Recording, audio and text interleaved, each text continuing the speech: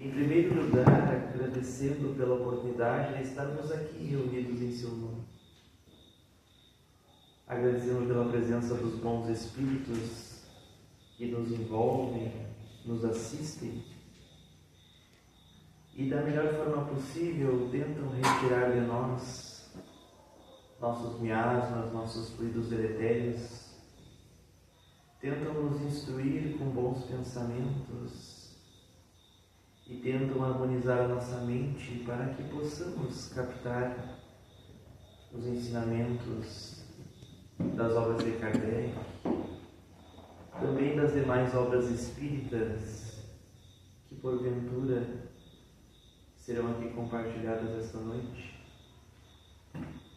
Que cada um de nós possa receber aquilo de que mais necessita e que os nossos irmãos desencarnados que nos acompanharam até aqui esta noite também possam ser atendidos, esclarecidos em suas dores, e que todos nós, encarnados e desencarnados, possamos hoje retornar melhores do que quando aqui chegamos.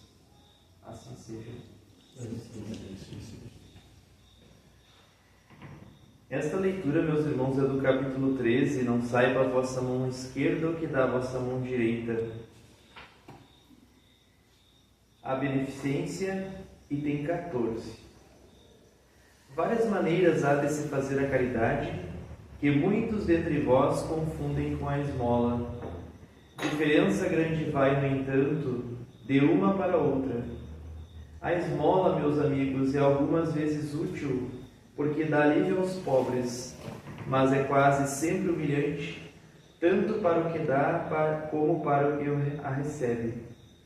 A caridade, ao contrário, liga o benfeitor ao beneficiado e se disfarça de tantos outros modos.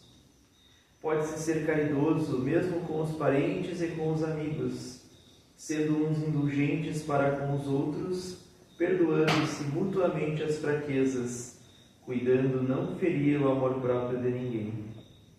Vós, espíritas, podeis sê-lo na vossa maneira de proceder para com os que não pensam como vós, induzindo os menos esclarecidos a crer, mas sem os chocar, sem investir contra as suas convicções, e sim atraindo-os amavelmente às nossas reuniões, onde poderão ouvir-nos e onde saberemos descobrir nos seus corações a brecha para neles penetrarmos.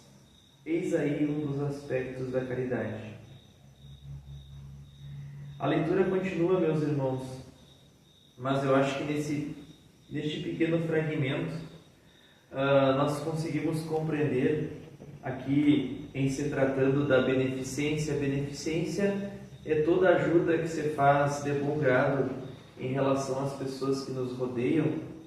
Aqui em especial fala do ponto de vista moral, porque nós sabemos que é possível fazer a caridade material, aquela que é a mais fácil de nós realizarmos, porque basta nos desapegarmos de algo que temos de sobra, e com certeza todos nós temos algo que nos sobra, e ofertar àqueles irmãos que necessitam, desde que não seja algo que, por exemplo, em se tratando de um vestuário, não seja algo que esteja em más condições, em se tratando de um alimento, não seja um alimento que não vá realmente auxiliar aquela pessoa. Se for uma ajuda material qualquer, que seja algo de boa qualidade, algo que a gente está doando realmente de coração, como diz aqui na leitura, para não humilhar aquele que está recebendo.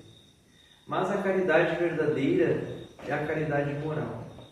E a caridade moral, ela existe de inúmeras formas, e às vezes consiste em nós apenas ouvirmos uma pessoa, emprestarmos os nossos ouvidos para alguém que quer compartilhar alguma história, quer desabafar, está passando por uma dificuldade. Não ouvirmos fofocas, é claro, né? Quando vem alguém falar mal de outra pessoa, nós devemos nos excusar e até, se possível, usar da indulgência para que aquela pessoa de alguma forma se dê conta do mal que ela está causando mais para si do que para aquele a quem ela difama.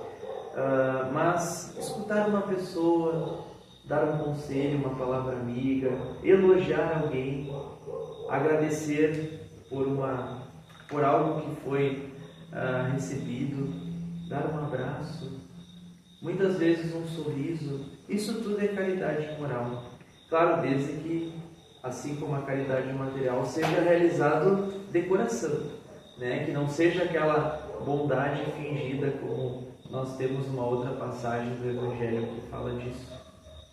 Então, todos nós devemos ter a consciência de que as duas formas de praticar a caridade nos são acessíveis. E a caridade moral é aquela que nos é acessível em quase todos os momentos da nossa vida. Só que muitas vezes nós não enxergamos, então a gente tem que estar sempre pedindo a Deus que nos mostre as oportunidades, já que a gente ainda não enxerga, de ajudar e sermos úteis para aqueles que nos rodeiam. Hoje a nossa irmã Sônia vai nos falar sobre o tema omissão, porque nós sabemos que erramos em duas situações, quando praticamos o mal e quando deixamos de fazer o bem. Nós acabamos nos endividando espiritualmente. Então, é sobre isso que a nossa irmã vai conversar conosco hoje.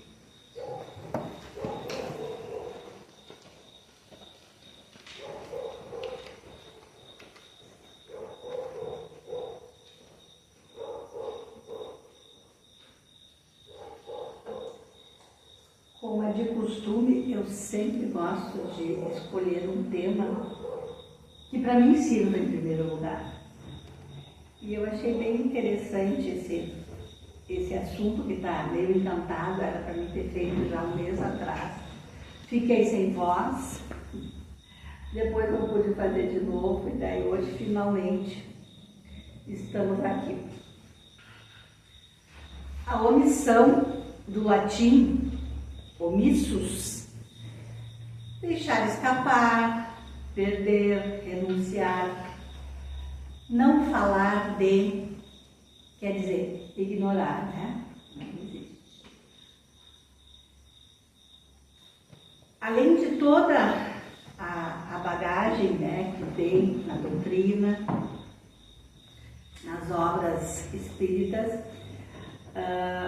de início aqui eu trouxe dois personagens que não são diretamente espíritas, mas são extremamente espiritualizados e cristianizados, né? Platão, já em 428, ele nasceu, né, em Atenas, e faleceu desencarnou em 348 antes de Cristo, já dizia: quem cala consente. Olha só a época que ele já dizia, 428 antes de Cristo. Ele já dizia que o silêncio consente, tolera a injustiça. Ele foi um filósofo, matemático, cientista, né, da Grécia Antiga, e pertencia a uma das famílias mais nobres. Quer dizer, alguém, né, que tinha café no bule, como se diz, né? E ao mesmo tempo era alguém que acreditava que todos os indivíduos, sem exceções, tinham a obrigação moral de se manifestar contra a injustiça. Não era o tradicional da época, né? Mas ele tinha isso dentro dele, né? Que todos nós, à medida que nós manifestamos contra a injustiça, nós estamos trabalhando para uma sociedade mais justa, levando sempre em consideração as diferenças, né? E essas diferenças a gente, à medida que estuda, à medida que que conhece mais a doutrina, a gente sabe que cada ser está num nível de evolução moral. Então, a cada um dá o que pode dar, né? E mesmo assim, todos podem contribuir, se assim o desejarem.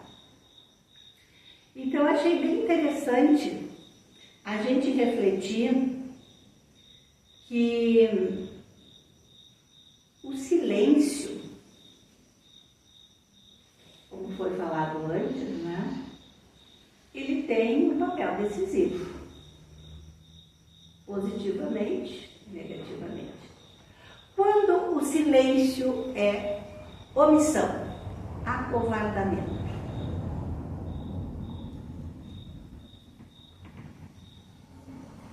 Quando o silêncio é o egoísmo falando, eu não vou me envolver, não vou me incomodar, não vou perder tempo, não vou isso, não vou aquilo. Quando a gente deixa o silêncio tornar-se um bem não feito. Todos os dias, a todo momento, todos nós, sem exceção, pela nossa imperfeição, deixamos de ter atitudes no sentido de uma palavra amiga, de uma prece, de um sorriso, de um toque, da caridade moral, que, como nos disse o Cristiano, é possível sempre. Basta que o nosso coração deseje, esteja aberto, cristianizado, para que isso seja uma ação espontânea, né? Se a gente analisar, e por isso eu achei bem interessante, porque a gente sempre tem uma desculpinha, né? Por mais que a gente se ache bom, caridoso, a gente sempre tem momentos que a gente passa batido, né? Que a gente não olha muito ao redor, não vê muito as necessidades. Tipo, como diz bem, traduz a foto da propaganda, né? A gente fecha os olhos. Como é fácil a gente fechar os olhos, né? Então, se a gente parar e analisar, a gente vai ver que a gente tem muitas situações ainda que nós somos omissos, que nós somos covardes, que a gente não faz o que deveria fazer. Quando o silêncio é necessário? O que vocês acham? Quando o silêncio é necessário? O Cristiano já deu uma dica. E outras situações? Cristiano já deu a cola, né, de que muitas vezes os nossos irmãos precisam de nós a caridade do silêncio, de ouvir e não falar, ouvir. Ouvir aquele coração, ouvir, talvez depois até, né, colocar alguma palavra de estímulo, de fortalecimento, de fé, mas, primeiramente, pela maturidade moral própria, conseguir calar para que o outro fale. Essa é a cola. E as outras situações? Quando o silêncio é necessário? Alguém tem uma ideia? Diante, às vezes, de uma pessoa desequilibrada, né? Que, às vezes, digamos, tu vai responder, né? A pessoa, às vezes, está encolerizada, né? Silenciar, né? Às vezes, uma ofensa, né? Deixar passar, depois até pode, né? Chamar conversar. Diante de situações, né? De pessoas exatamente alcoolizadas, encolerizadas, né? Ignorantes, né? Tu não vai bater de frente, né? Nesse momento, o silêncio é melhor resposta para que aquele processo todo não avance. Eu estava comentando há pouco que sempre que alguém, diante de uma situação dessas, né, de atrito com alguém que realmente é ignorante, é maldoso, e tu entra para o confronto, tu só exacerba aquela cólera. E dos dois lados. E dos dois lados, o que é pior, né? E muitas vezes nessa confusão aí podem acontecer coisas muito graves, né? Tipo, alguém tá com uma faca por perto, né? Comete um crime, um revólver, alguma coisa, né? Então, a gente, quando tem um pouco de evolução moral, né? A gente sabe que tem que calar, que é a melhor resposta. Mas também há situações, né? Tipo aqueles países lá do Oriente, né? Que tu não pode falar, que tu não pode se manifestar, que tu não pode, né? Muitas vezes a tua vida depende do silêncio. Em outras situações, como por exemplo, tu é testemunha de um crime e tu é ameaçado de morte para que não fale.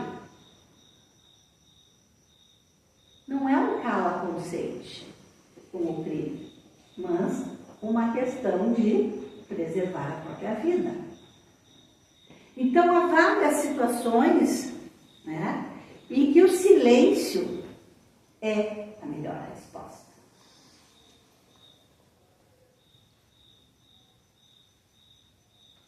E, novamente, né, eu passei já para a segunda, quando ele é necessário e, na realidade, quando ele é a melhor resposta.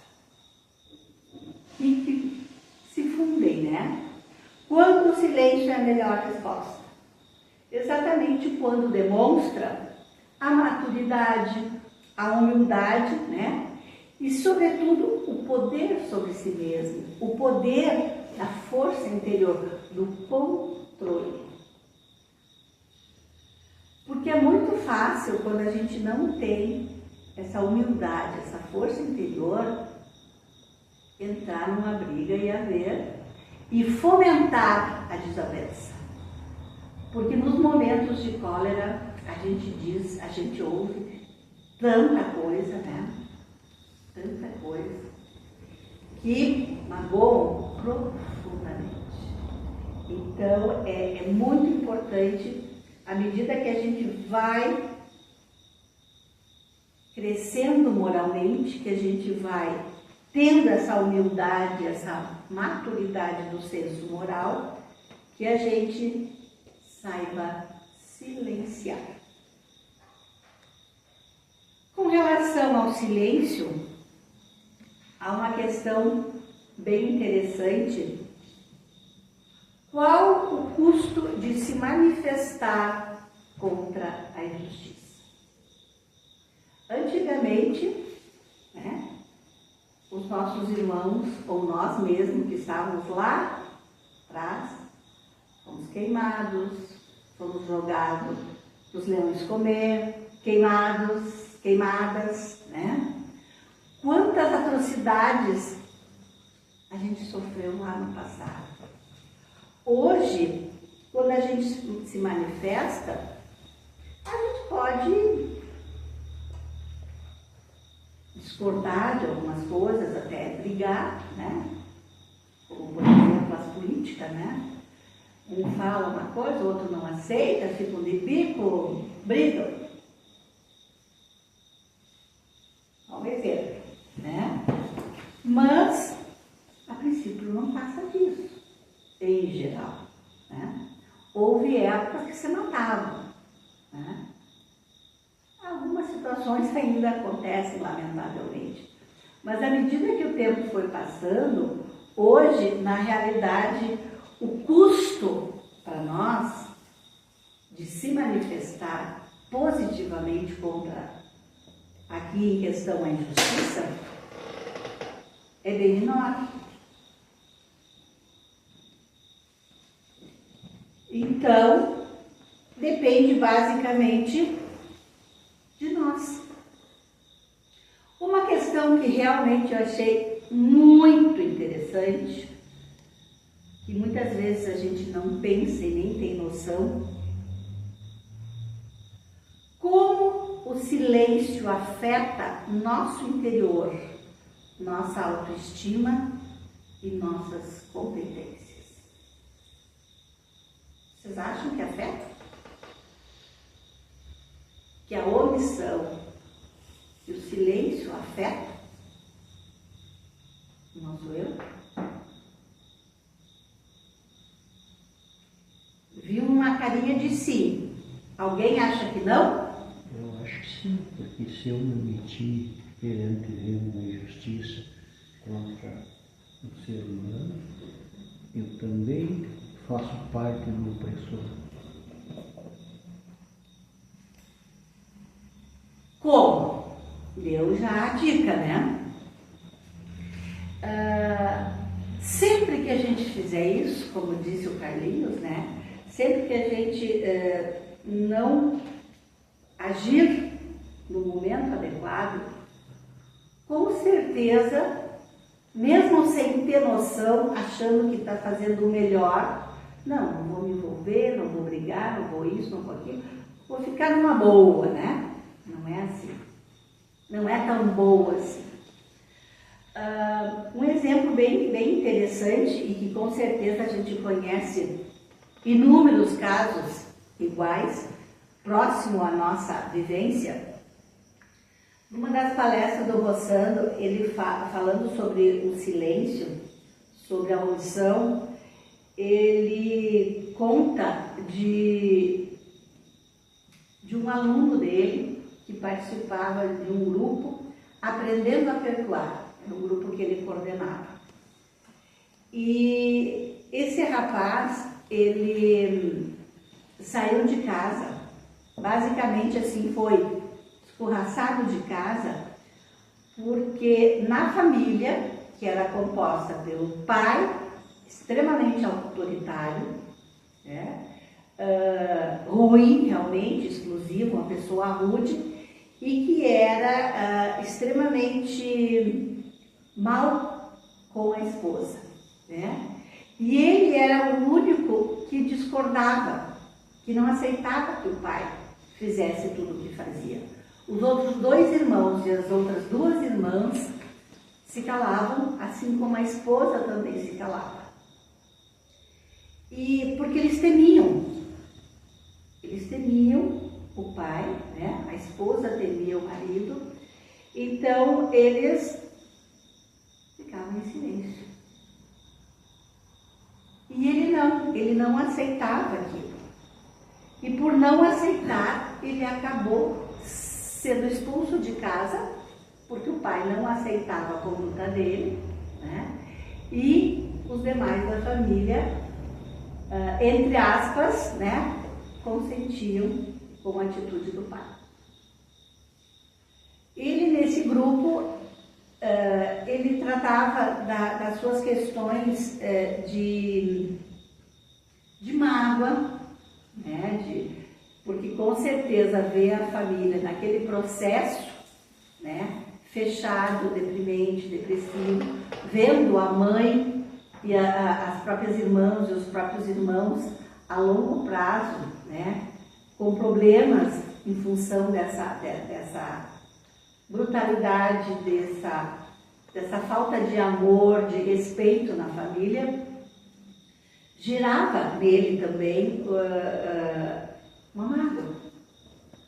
Mas ele foi trabalhar isso, porque ele tinha consciência já que ele deveria buscar se libertar daquela opressão e buscar se libertar também daquilo que foi o resultado daquela experiência e viver uma vida plena.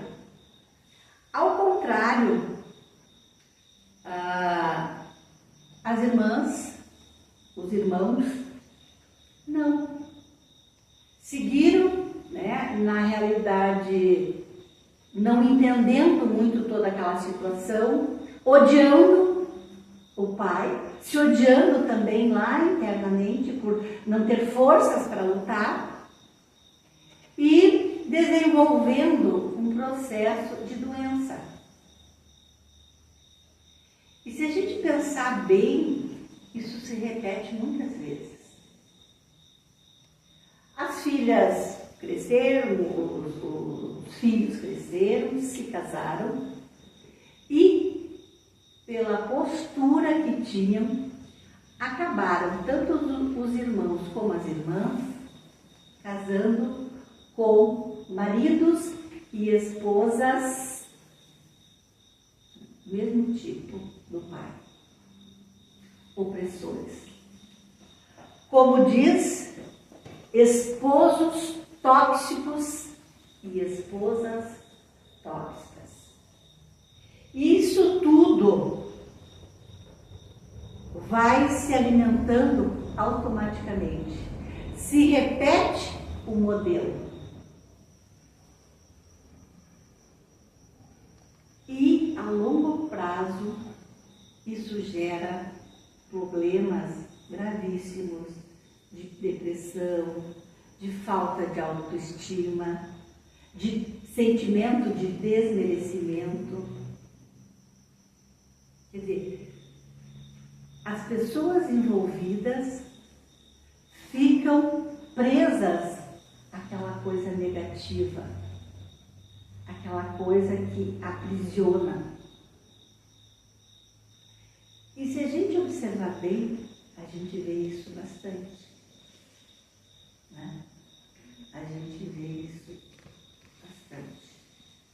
E como nesse exemplo, poucas pessoas, poucos espíritos um pouco mais amadurecidos espiritualmente, conseguem se libertar e buscar ser feliz.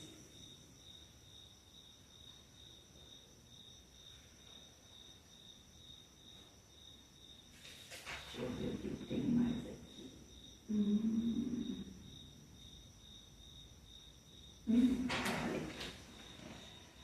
Outra coisa também que, outra situação, né, que nos, entre aspas, favorece o silêncio, a omissão, é uma situação muito comum hoje.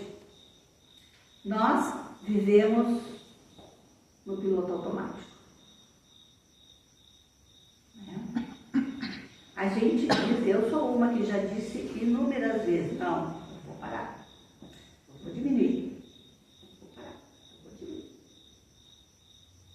Mas a nossa correria, mais correria do que produção, né? A gente segue esse movimento agitado, essa confusão que nosso cotidiano hoje vive, e querendo ou não, a gente se contamina com essa função, com essa correria, né?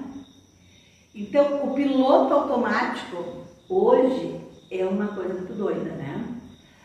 E dependendo da situação, tu tem 500 coisas para fazer, né? Um exemplo básico, assim, uma família com boas condições, em que, por exemplo, uma criança passa o dia inteiro ocupada.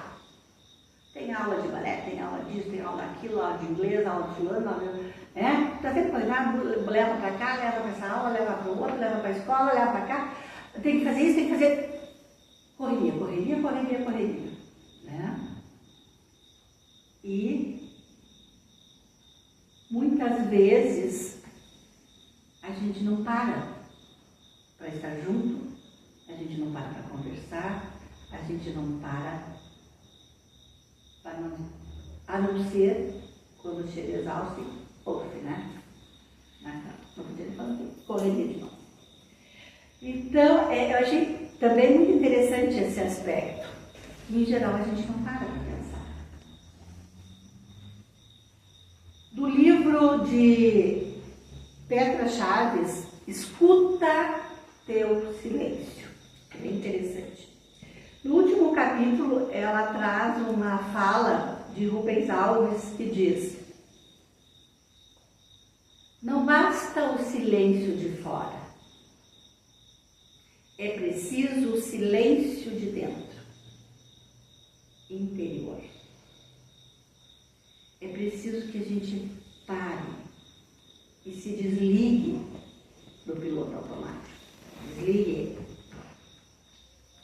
Aí, quando se fizer, né, o silêncio dentro de nós, a gente poderá começar a ouvir o que não ouvia antes.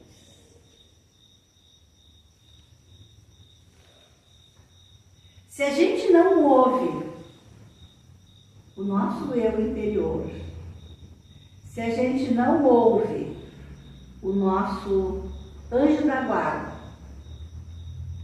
se a gente não tem no cotidiano a busca pela espiritualidade, a busca pela cristianização, por ser, né, um espírito melhor, buscando o nosso modelo, a gente não consegue parar e despertar a nossa consciência. Porque é esse silêncio interior que vai fazer a gente despertar para os valores maiores. E a gente despertando para os valores maiores, é claro que a gente vai fazer toda uma revisão e ver. Isso vale a pena? Não. Então não tem o que fazer. Eu tenho que mudar. E como é que a gente muda?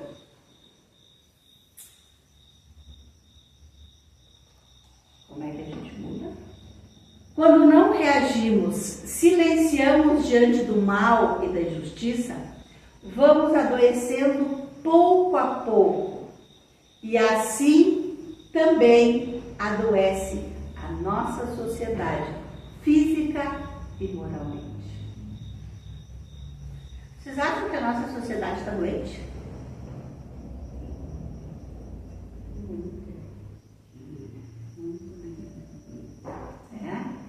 É um processo, né? À medida que a gente não faz o que a gente tem que fazer, que a gente não se cuida, a gente vai realmente adoecer. Estamos assim, doentes. Como mudar esse estado de doença? Como nos curar? Se eu sei que eu estou doente, se eu sei que eu preciso mudar atitudes para recuperar a minha saúde física, a minha saúde espiritual, o que eu vou fazer? O que eu vou fazer? Reforma íntima, né? Eu vou silenciar para ouvir o meu eu, mas não o meu eu egoísta, o meu eu humilde que quer mudar, né? Qual o nosso modelo para essa reforma íntima? Nosso mestre Jesus, né? Ele é o nosso modelo e guia. Ele é aquele que vai fazer a gente, à medida que o aceita, que o interioriza, que o entende e que coloca em prática os seus ensinamentos, nós vamos mudar a nossa sintonia para uma sintonia superior, de energias salutares. Nós mudamos automaticamente as energias que estão ao nosso redor, mudando a sociedade. E à medida que vamos fazendo isso, mudando essa sintonia, passando um para o outro essa energia, nós vamos mudando a nossa humanidade. Então, meus queridos amigos, irmãos, não sejamos omissos, porque a gente é. Eu sou E com certeza todos nós somos. Às vezes a gente até tem uma desculpinha para não fazer determinadas coisas. Mas em geral não. Em geral a gente não faz porque não quer. Então, meus queridos, lembrem, nós passamos, mais uma vez, repetindo, estamos passando por um momento decisivo de transição planetária. Nós estamos em plena mudança, em plena separação do joio e do trigo. Né? A gente vê isso todo dia. As pessoas estão explodindo para fora o seu interior, demonstrando se são trigo ou se são joio. Né? O que nós queremos ser? Precisamos ser trigo, não o trigo que a gente come, veneno, trigo puro, o trigo puro, né? Para que a gente consiga trabalhar a nós mesmos e auxilie os nossos arredores a também fazer a sua mudança, para que possamos participar dessa graça que vai ser o planeta de regeneração. Depende só de nós fazer a nossa parte. Bem, esse era o tema de hoje. Eu passei vários dias lendo, estudando e me analisando. Achei muito interessante. Botar o dedinho, né? Então, aqui, o que tu está fazendo, né? Para contribuir para essa mudança. Então, irmãos, vamos mais uma vez, então, elevar o nosso pensamento ao Pai amado, ao nosso Mestre Jesus, aos nossos anjos guardiões, aos nossos amigos de luz. Agradecendo a dádiva da vida, agradecendo o amparo, agradecendo todas as bênçãos recebidas, agradecendo todos os desafios, todos os testes, agradecendo também a maldade de alguns irmãos ainda ignorantes com relação ao crescimento moral, nos desafiando a ser melhor, nos desafiando a testar a nossa capacidade, a nossa maturidade moral. E agradecendo, rogamos neste momento por todos os irmãos, onde estiverem, encarnados, desencarnados, que possam todos despertar a sua consciência para o bem, que possam trabalhar a sua humildade, que possam, enfim, buscar a paz através da reforma íntima. Que possamos, todos nós, contribuir da melhor forma possível, buscando ser cada vez menos omissos. Que possamos ser dignos filhos de Deus, irmãos do Cristo, trabalhando incansavelmente para a nossa reforma. Desejamos neste momento que ao retornarmos para nosso lar, para nossa casa, possamos levar a luz, possamos elevar energias positivas, levar bálsamos para harmonizar, para retirar toda a escuridão que possa existir. Pai querido, ilumina-nos a todos, hoje e sempre. Que assim seja. Agora então vamos para o nosso